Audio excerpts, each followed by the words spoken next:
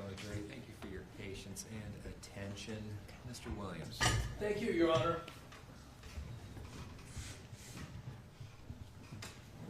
I started this trial talking about principles. The bedrock principles of our country, the bedrock principles of this trial, the bedrock principles of what this trial means versus what one might think, what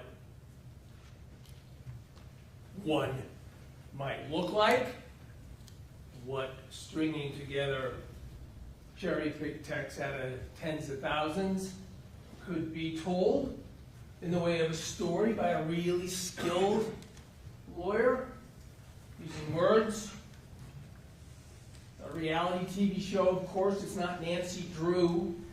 This is, can it be proven here under the rules of this courtroom? And what that means under beyond a reasonable doubt is any real possibility that's in the definition that Meggan Sundwall is not guilty. And it's proof. Our system requires proof. Not just a good stringing together of suspicious-looking things, suspicious-looking words.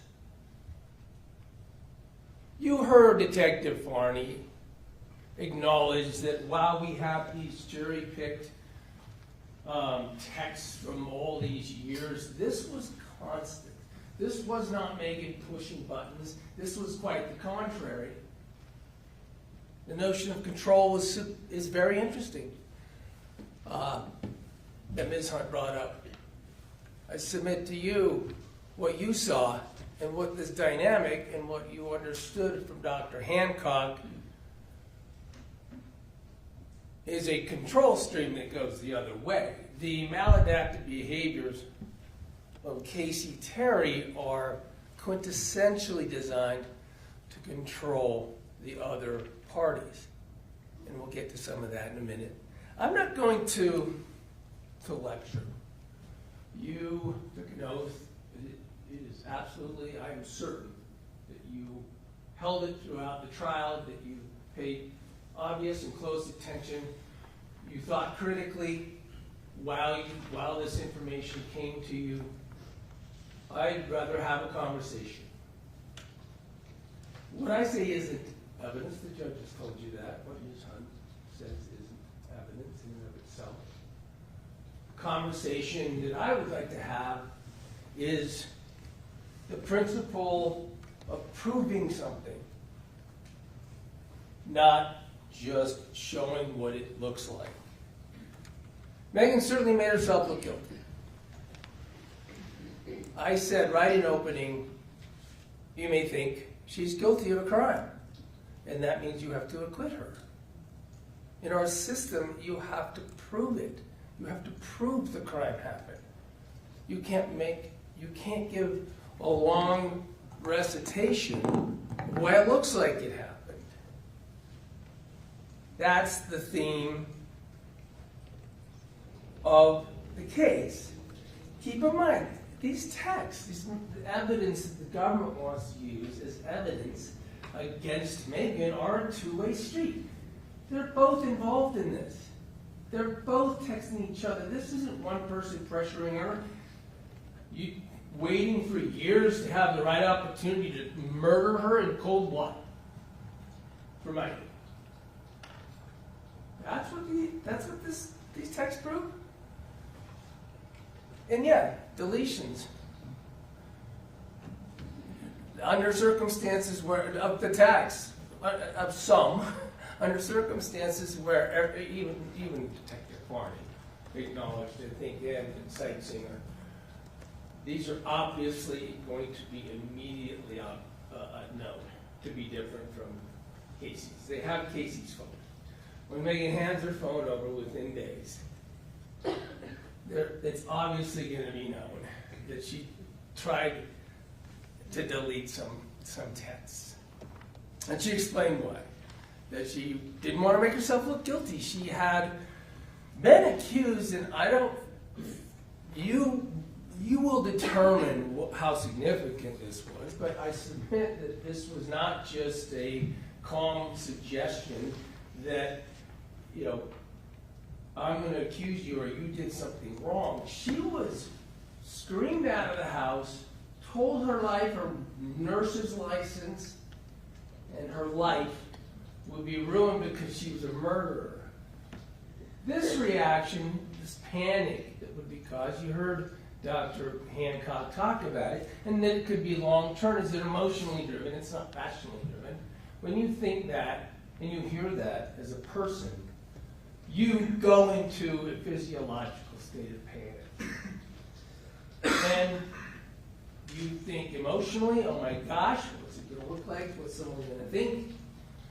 And you do dumb stuff that makes you look worse. But it's obviously dumb stuff. You delete some messages and you turn your phone over knowing it's going to be known that you deleted them.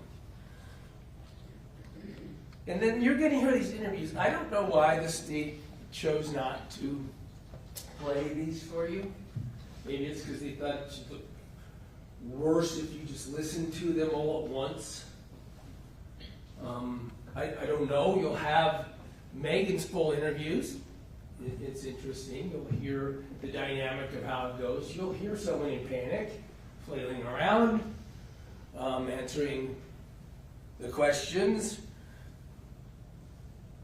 certainly not offering up what we now know happened that night in terms of the glucometer and the suicide pact that she couldn't tell anybody about because that's the nature of the bond that was created by Casey and Meggan with overtones of religiosity that would preclude either of them. Now, of course, Casey's the only one who's lying in this bond, but either of them were precluded from. It was their own pact. It was their own agreement. The suicide portion had to be secret. It had to be confidential.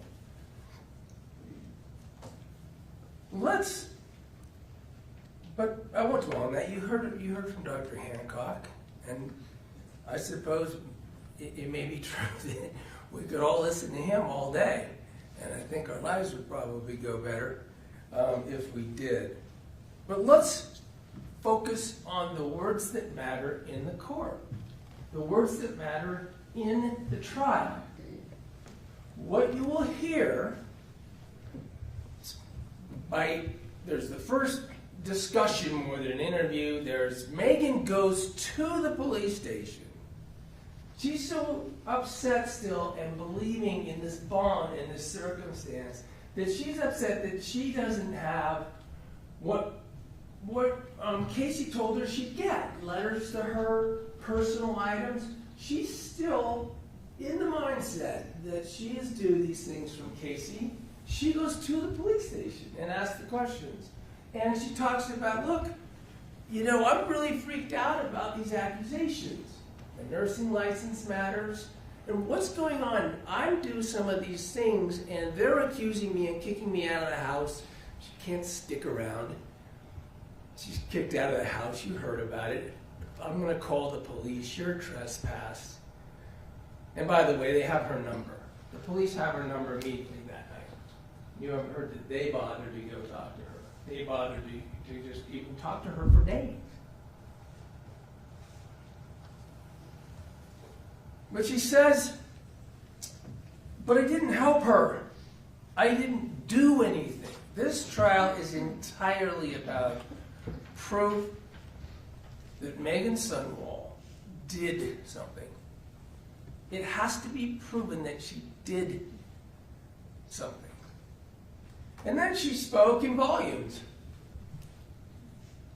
In our criminal justice system, she told you and everybody, I'm not guilty. And that triggers the process of having to prove. Not that she looks guilty, not that a really good lawyers with a lot of time can put enough texts together to make her look guilty. And the police knew it. 2 weeks. 2 weeks from this event, the final interview that you will hear with Meggan Sundwall occurs. Detective Farney and, of course, Special Agent Hales, who's there for every meaningful part of this case, working for the prosecutor's office.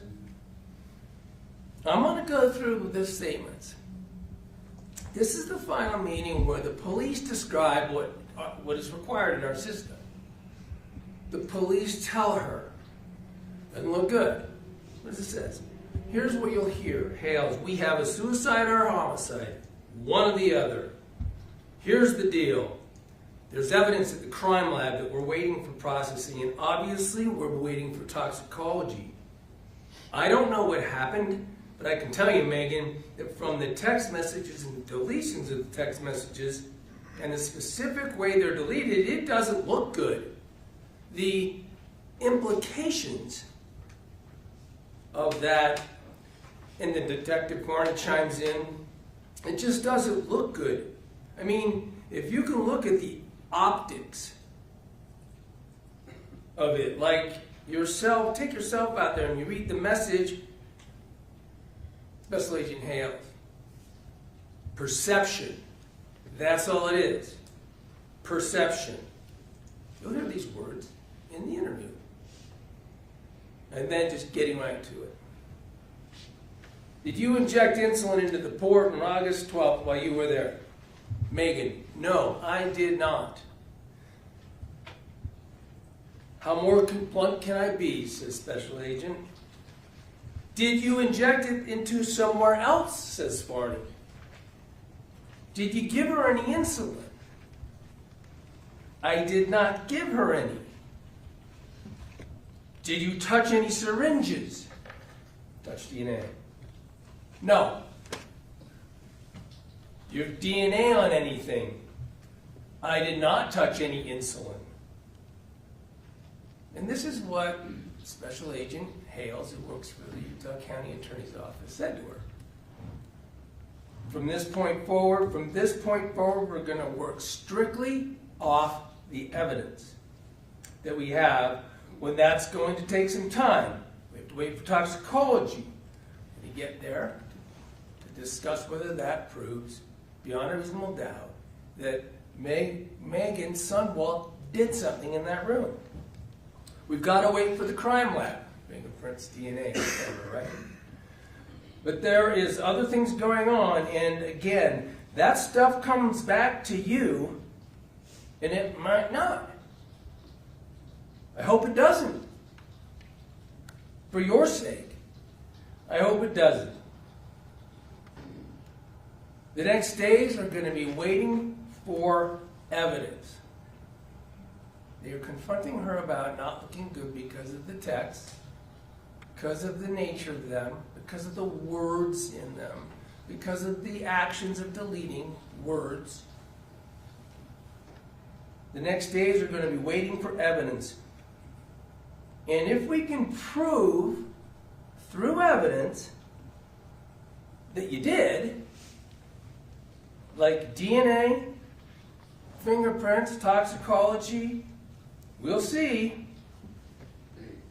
It's not there, then our charge won't happen.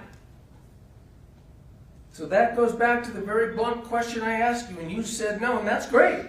But if there's evidence, again, evidence to prove otherwise, we have a problem, he says. And if there's not, I will ride off into the sunset. There really couldn't be probably a better dissertation than by Special Agent Hales of an acknowledgement of as bad as it looks, and as much as can be strung together to make you look bad, including your actions, Meggan. To go to court, we need evidence and we need proof. And you know where I'm going with that. You saw it in the trial. Frankly, as we're going to turn to a minute, the police and the government ran from the evidence. They ran from the kind of evidence that they need to prove in a court of law that she did it. She did something in the room. You have to understand, of course, this relationship, even to understand the words. The government's case is based on words, a pile of texts, and this notion of control, I submit to you, think about, you saw the trial and you see the evidence. Who's in control? And we'll talk about the 12. The evidence is Casey controlling a relationship, controlling what goes into the conversation, hiding it from others, splitting. You heard about that because, for instance, Meggan has to feel that Casey is miserable, feel that she's dying, just exhaustively get Meggan to feel that. The control is on, according to Dr. Hancock, the control comes from Casey. Is it a relationship between the two? Yeah, there's back and forth, of course. Because as Dr. Hancock described, it works. And people who are like Casey get good at it. This is a psychological truth studied. The information from Dr. Hancock is evidence. It helps us understand what seems counterintuitive. Meggan's role is to agree. Meggan's role is to respond. I'll be there. I'll help you. I'll be there just to be with you. I'll come over. There's plenty of times you heard about that sometimes Casey's even saying she tried it herself. And it didn't work. That's designed to make Meggan come over. It's not in control of Meggan trying to find a time to come to Casey's to cold-bloodedly murder her for money that after a 5+ long years of this. The control, according to Dr. Hancock, is effective. She did a really good job with all of these splittings. She got, according to the psychological literature, pervasive and extensive and long-running control. And then, importantly, Dr. Hancock described how it has to escalate. The control feature for maladaptive behaviors like exhibited by Casey Terry have to keep escalating because you have to keep getting more and different and more intense feedback. It's like a drug. And it's got to be believed. And it's not Meggan's role in this relationship to question, regardless of vitals, regardless of dumb doctor statements, regardless of things that clearly don't seem true. Her bond, her promise under this relationship and role is to unquestioningly respond and stay in it. That is what Dr. Hancock let us know about the direction of control. And the features that are used in this relationship are both ways, right? She gains Meggan as that kind of provider of the need that maladaptive behavior is about. She keeps it private. She maintains it in a way that Meggan shouldn't share any of this. The religiosity component from the very, very start is probably the most important, right? Because what we're doing is wrong. We can't share this. Don't tell anybody. Of course, because if you talked about suicide with any of Meggan's or Casey's other friends or family, they'd intervene. And it would crush the relationship. That'd be it. She wouldn't have this attachment. And it's singular. It's singular. She doesn't do this with other people. This is its own host. its own source of, and let's face it, Dr. Hancock was very honest. There's something deep and painful going on at Casey. This is the behavior, especially at this level, and that's sad. That is sad. It makes it more real, not less real. And it requires her to have more control, not less control. And the role of Meggan is not to question, or that will be broken, that promise, that relationship. And you have to understand I submit to your little lecture. You have to understand. What about the insurance policy discussions and the things you've seen and heard about? That should, I submit, be considered in light of the same thing. It's still part of it. It's all a lie. It's fake. And maybe Meggan would think it's true over all these years, or she doesn't kill her in the cold blood like the state's theory is. And sure would be nice. Remember what Casey tells Meggan about the insurance policy? She keeps wrapping it in, you deserve it. You're all I have. You're the only one who believes me. My family hates me.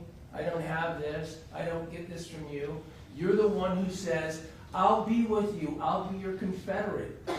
I will be with you in your desire to end your life by suicide, even though it's wrong, because you let me know I'm the only one for you. And even the insurance policy is described by Casey in that way. I had a crazy old uncle once, and the crazy old uncle repeatedly said that there was going to be a life insurance policy in it. I'll tell you what I did when he died. I checked.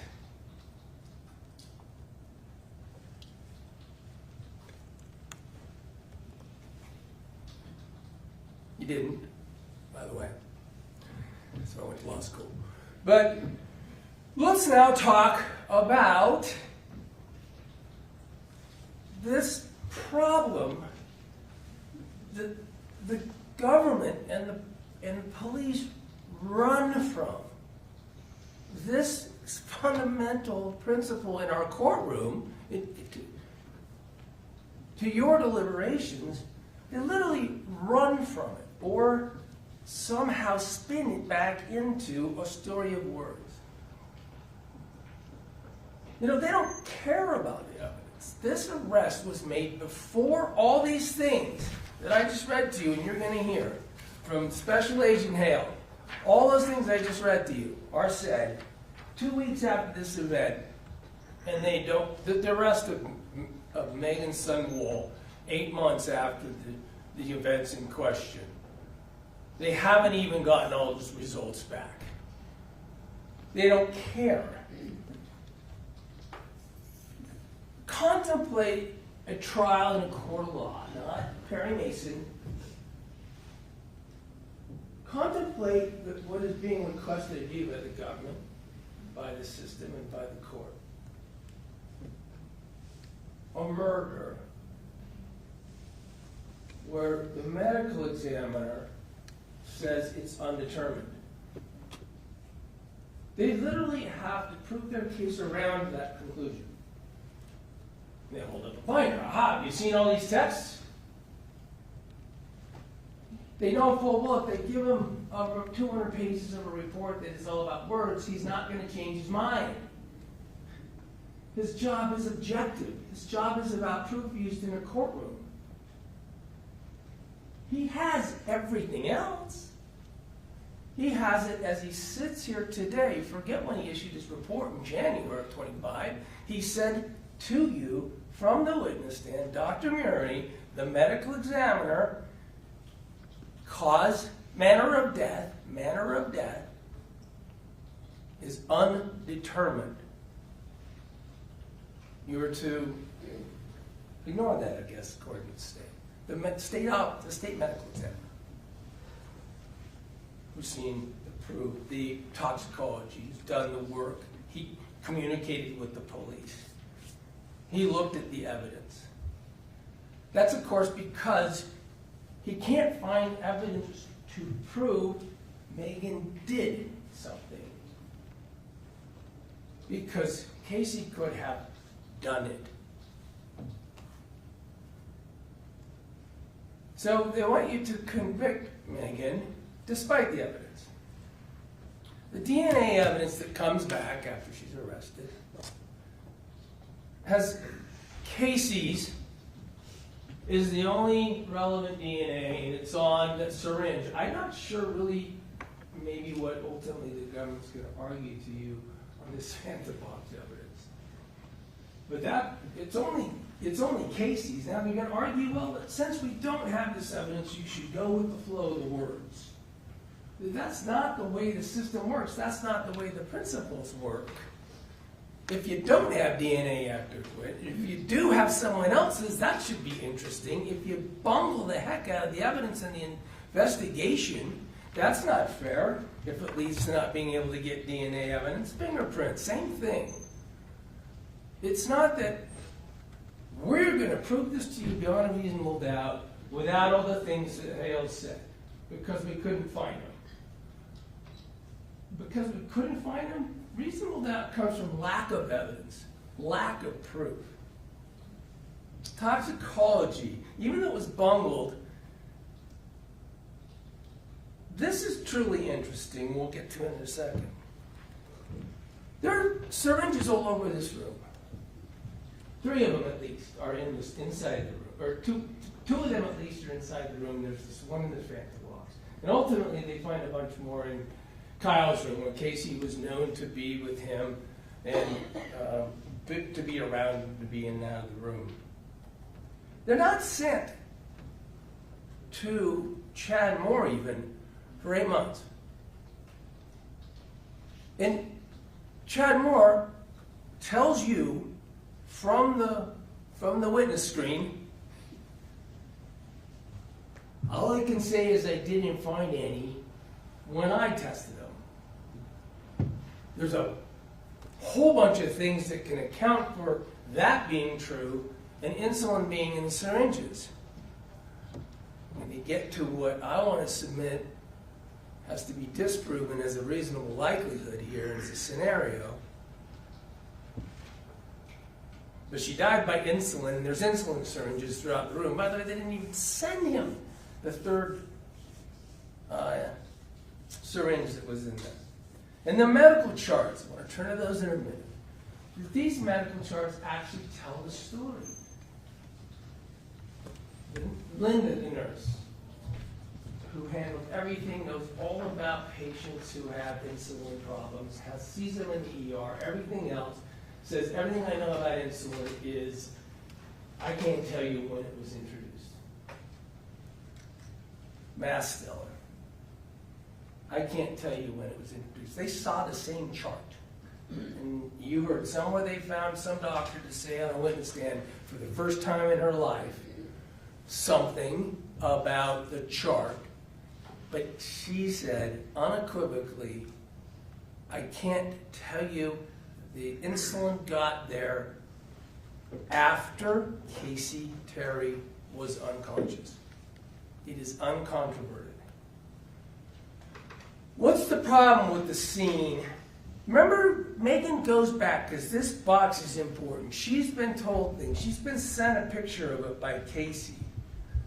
And the difference is on the left is how the box is when Osborne leaves, and in the middle is what they walk into from the body cam of Forney. The room has been tossed.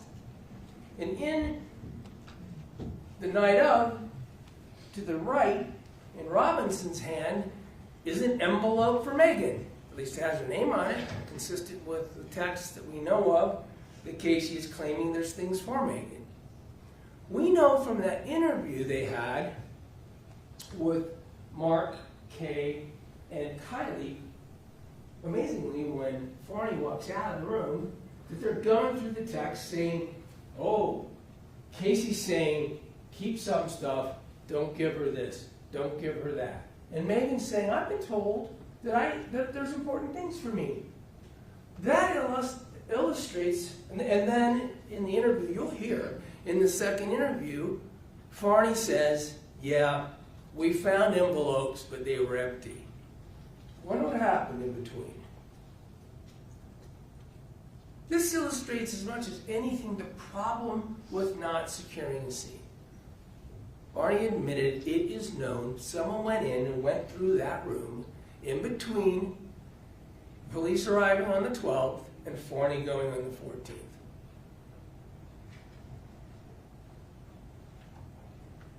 Provide reasons to be concerned and provide reasons to doubt. Again, I talked about the syringes, but you think about it. We've got the Fanta box stuff, and it's just not fair.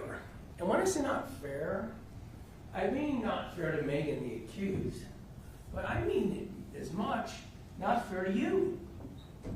It's just not fair to you as a jury for the government to put this decision with these principles in your hand and have the agents of the government just completely bungle the potential that it would exonerate Meggan or not support their theory against Meggan. That's why a good investigation is necessary. It's about fairness.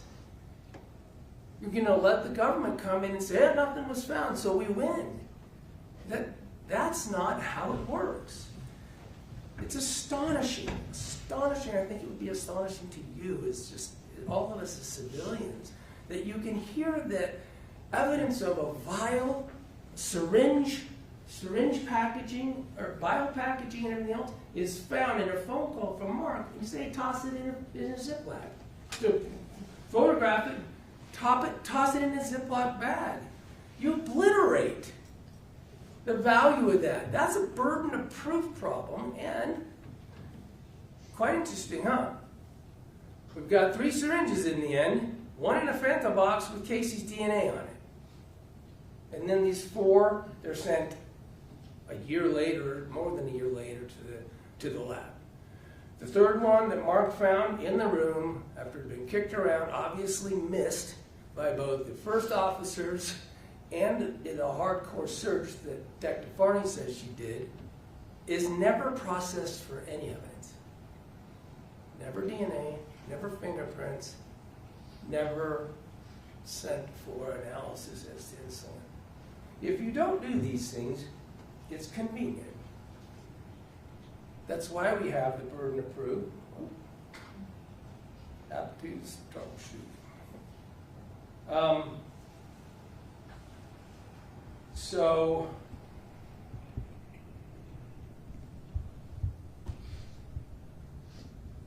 lost my Wi-Fi for a second. There you go. I told you and showed you throughout the trial my ability or lack thereof. Can we take it down while It is, yeah. Okay.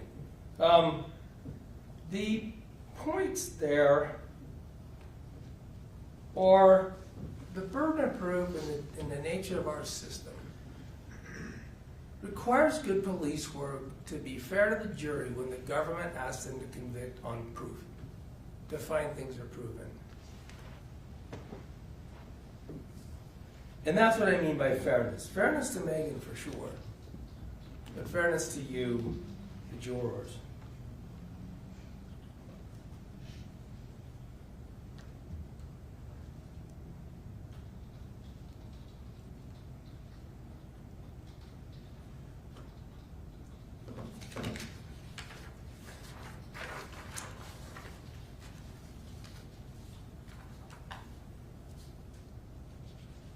Again, the government had made up their mind.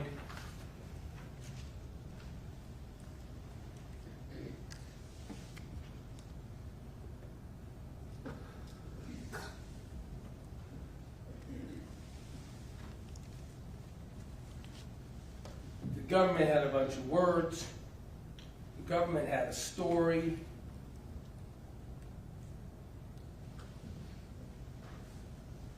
Coming from skilled lawyers who've been involved in it from the start. So let's turn to the 12th. Now, with all these kind of chopped up texts and everything, we have an exhibit for you that is just everything. I think it's from the 9th or the 10th. This plan, I call it a script. You can read it for yourself. It sounds like a script. Sure, there's some changing of things. She's certainly not Casey putting off and controlling Meggan. I mean, Meggan's not controlling it. Casey's controlling Meggan. Casey said, let's move it one more day. Let's move it here or there. We know why she needed to move it one more day, Forney said, right? She was doing a drug transaction all of a sudden on the 11th. Christian was coming over. They were doing pill stuff. And we know why she moved it back an hour, right? Well, we probably do. On the morning, she says, hold on, remember, I want to shower. So I don't, have to die without a shower. What we know from sightseeing her, who didn't bother to be asked any of this important investigative abilities of phones, is she's moving around. Sure, she's telling Mark, acting happy, acting like everything's fine, so he stays up in his room all day. She is controlling everything. She puts it off an hour. Literally, Meggan, you'll see from the script, Meggan is saying, well, I'll stay at Target then. The night before, Casey went to the store. Casey bought, among other things, carbohydrates and sugar.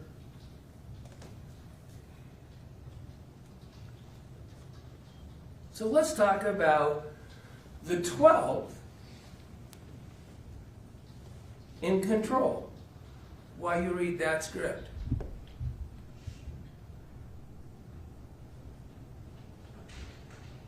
First of all, let's put one thing to bed. The DNR is an absolute red herring. It is a nothing. It is a shiny object the prosecutor wants to keep coming back to. The very best example of that is from Dr. Masteller, a powerful point in this trial when asked a doctor if your best friend told you she had a DNR, would you believe her? And he twisted and he struggled and he said, I'd probably believe it. You don't have to have someone who has a DNR to go into this agreement. My best friend and I can have this agreement. It's only illegal if I do something that causes my best friend to die. We know from the history, there's no question that there were probably that Meggan was shown or not shown or not told by an astonishingly capable liar about a DNR and references a DNR, but it doesn't matter. She is DNR. In this relationship, the bond and the agreement is not to save, not to interrupt a suicide. It's the word suicide. It's right through the script.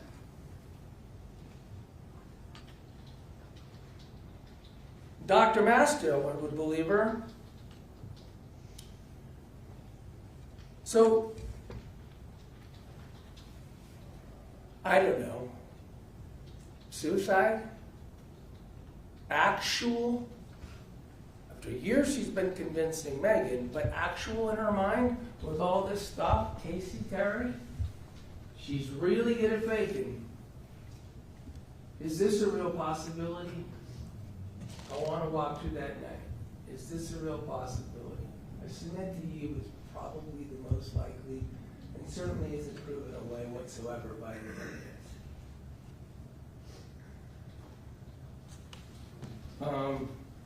Cases involved in a quasi-suicide. Those involve people trying to be very, very convincing. We already know that feature of Casey. These are people that have to up the ante. We already know that about Casey. They escalate. They have to be believed. They have to be truthful. They have to be the ones controlling the narrative. Suicide, suicide, don't tell, you're my one and only. You're my only hope to be with. So much so that the other person might even agree, hey, if I needed to, I'd help. They have to prove she had to. They have to prove she did. Who controlled it?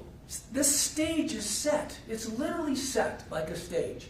When Meggan gets into the house, Casey has placed the accoutrements of a setting in motion. She's used the glucometer.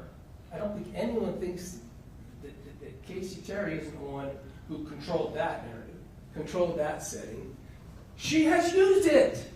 That is telling Meggan, I've done something. That is the inference. Why else you putting your finger? Already to show, hey, I've used it. Look, I'm going down. I'm decreasing. Why would there be any reason to disbelieve? Why is it not a real possibility at all that she has begun the quasi-suicide? To be convincing. To be very convincing. To make Meggan know she's doing it again. We'll see.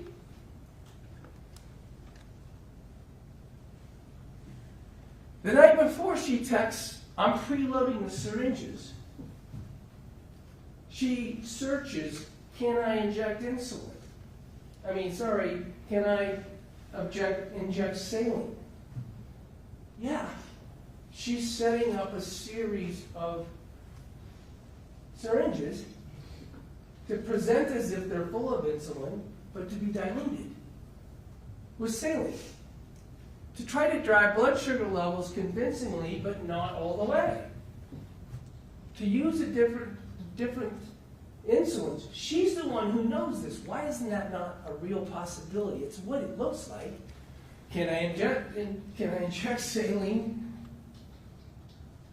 Insulin is available everywhere. Talks about, you've seen this at the searches. There's syringes in the room. She's not diabetic. There's a syringe in the closet for injecting into the port. We know from the doctors it probably wasn't probably used for insulin because of the way it acts. And consistent with this, even Mark understands. She knows that if she wanted to correct because things had gotten out of control, she could drink a Coke. That was rather sobering video. She wanted to change it. She could drink a Coke if she was up to it. And change it has to mean change what she's doing to herself. She's not diabetic, so she normally wouldn't need to change anything. She's bought candy the night before. She's bought crackers, things that she can present as a goodie box to make Meggan feel good, but will also be things she can use to control. But insulin is a tricky thing. It makes long-lasting. You use what you thought was a small amount, fast-acting, on this quasi-suicide. You heard Dr. Hancock even describe the circumstance of the patient. And you crash it. Again. By the way, what is some more evidence that syringes would be pre-filled?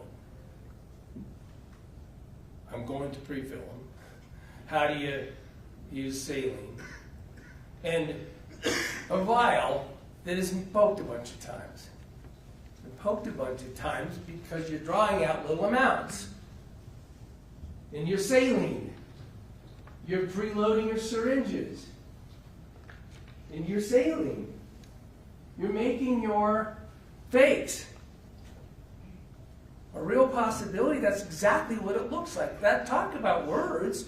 If we're all into words, let's talk about Casey's words to what she was going to do. And then medical evidence completely supports it. With controls like candy and Coke, And it failed. Now, of course the government's narrative could be true. Of course, it's possible that Meggan helped that failure. Of course it's possible. It's not what's possible, what they can suggest it looks like. You have to acquit if you think it's possible. The real possibility, why isn't it a real possibility? That this is exactly what happened. There's an entire history of quasi-suicide. Quasi-suicide talk. This is the classic example of a quasi-suicide presenter. This is the classic personality trait. This is the classic history. This is the upping the ante. This is the accelerating, etc., etc., etc., but it's not a real possibility. And it works. And Meggan learns how it works because she's not waking up. Now, why does the cold-blooded murderer have to go over there and start checking out what glucometer reading means? Meggan's searching up the glucometer. What does the reading mean? How low does it go? It's absolutely somebody who is trying to see if this is a trajectory that will be final. Not because she did it, because it's part of the theater that was set up. It makes complete sense. And eventually says, hey, Mom. The cold-blooded murderer says, hey, Mom, come on over. Hey, Dad, come on over. We have years and years of planning on having you be spiritually involved in this. And they do. And the government somehow is suggesting she used her parents as tools to prevent assistance.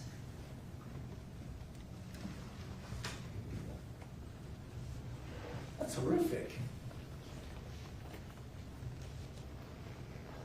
And there's no assistance to be had. Not only did Dr. DeSalvo say that graph is consistent with the last injection of insulin being while Casey Terry was conscious, Dr. DeSalvo and every other doctor acknowledged there is no evidence that anything was injected after Casey Terry was unconscious.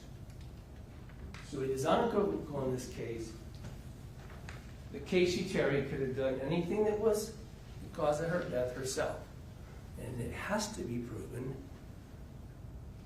beyond any reasonable doubt, no possibility. Meggan, in fact, did something other than be there. That she didn't have to help. That she didn't have to aid. Has to be disproven. The real possibility, for sure, is a quasi-suicide attempt. But at any rate, it's undisputed that anything that caused Casey's death happened when she was conscious and could have done it to herself. And as you heard Dr. DeSalvo say, there was no need or any potential to save Casey Terry early into that flat line. Starting in minutes, certainly going to a couple hours, Dr. DeSalvo said Casey Terry was never going to recover. She wasn't going to recover when his mom got there. She wasn't going to recover after Mark came down. The story, it was over. The end was something that could not be avoided. That's the evidence. That's what Special Agent Hales promised Meggan would have to be done for her to be in that situation.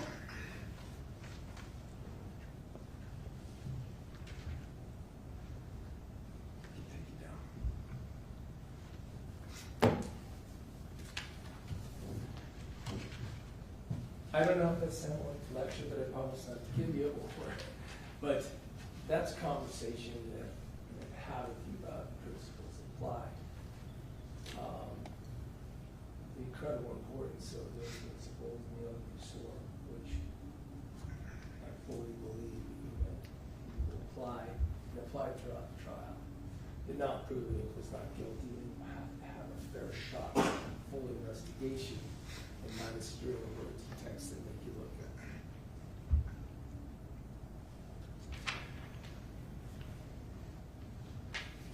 Unbelievably, to me, I shouldn't say unbelievably, it is a feature of our court system that the prosecutor, these principles are so important and so weighty, that the prosecutor gets to go first and last.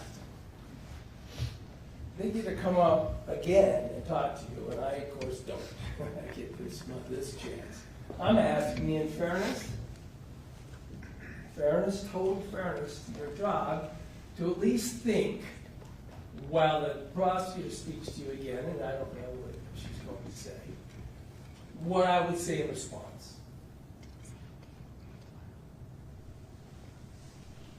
And the principles that we're talking about, including in instructions, this notion of unanimity, is tied up extremely tightly to the proof and reasonable doubt, because while you're a jury, you are jurors.